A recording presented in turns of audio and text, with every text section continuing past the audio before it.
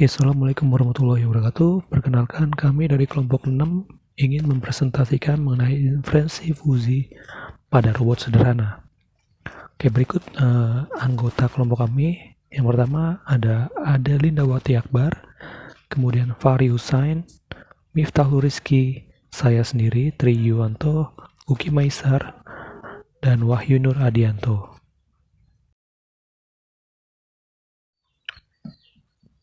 Inferensi fusi pada robot sederhana.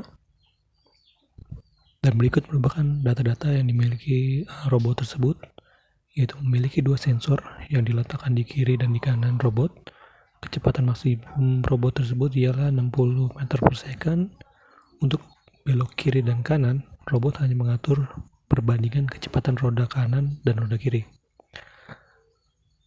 Klasifikasi keanggotaan sensor terdiri dari sangat dekat SD, dekat D, cukup dekat CD, sedang S, cukup jauh CJ, jauh J, sangat jauh SJ.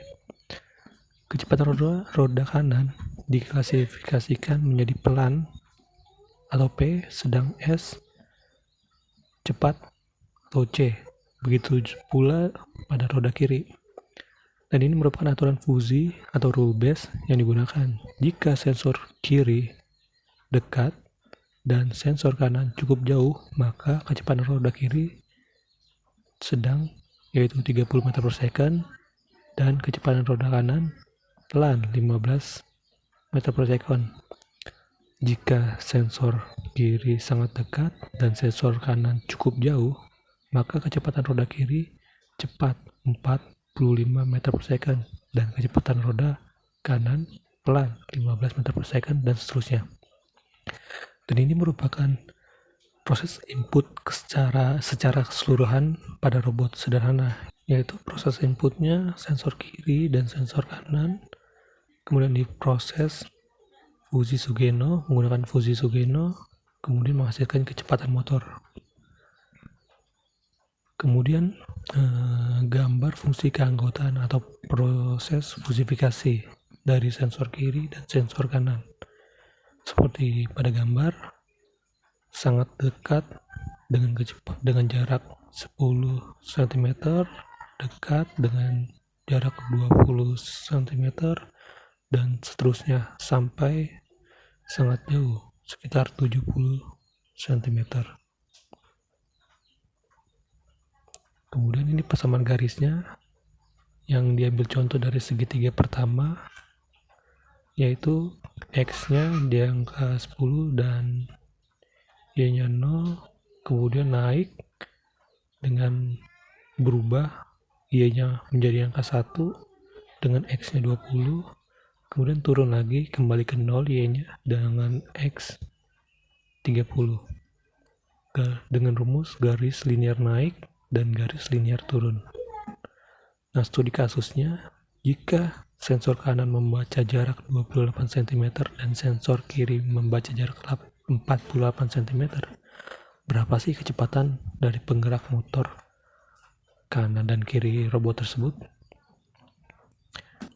Dan kemudian ini merupakan gambaran dari sensor kanan, yaitu dengan batasan 28 cm.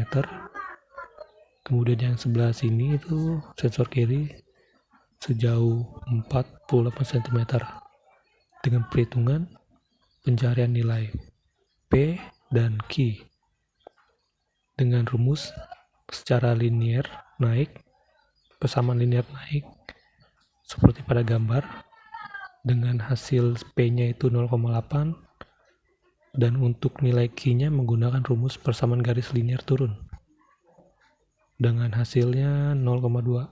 Begitu pula pencarian pada sensor kiri 48 cm dengan inisial K dan J sama seperti tadi, menggunakan persamaan garis linear naik dengan hasil 0,8, kemudian J-nya menggunakan rumus persamaan garis linear turun dengan hasil 0,2. Dan ini merupakan hasil rule base-nya dari proses tersebut. Untuk sensornya diambil hasil yang paling rendah tadi itu ada 0,8 dan 0,2. Jadi yang diambil itu 0,2. Kemudian masuk ke difusifikasi yang dibagi menjadi 3, yaitu pelan, sedang, cepat. Dengan kecepatan pelan itu 15 meter per second, sedang itu 30 meter per second, cepat itu 45 meter per second. Dan rumus masing-masing pada roda yaitu kecepatan roda kiri itu seperti di sini, S kali 0, dan selanjutnya kenapa di 0? 0 itu dari sensor yang ini, yang tadi hasilnya, dengan dikali 0,2. Perhitungannya sama dan sesuai pada gambar, dengan hasil kecepatan roda kiri itu 15 meter per second.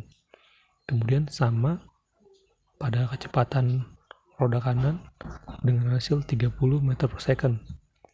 Jadi kecepatan roda kiri dan kanan saat sensor kanan mendeteksi 28 cm dan sensor kiri mendeteksi 48 cm ya adalah masing-masing 15 meter per second dan 30 meter per second. Jadi kesimpulannya, dekat dan jauhnya sensor mempengaruhi perputaran pada masing-masing roda kiri dan roda kanan pada robot tersebut. Oke, sekian dari kelompok 6. Maaf bila ada kekurangan. Wassalamualaikum warahmatullahi wabarakatuh.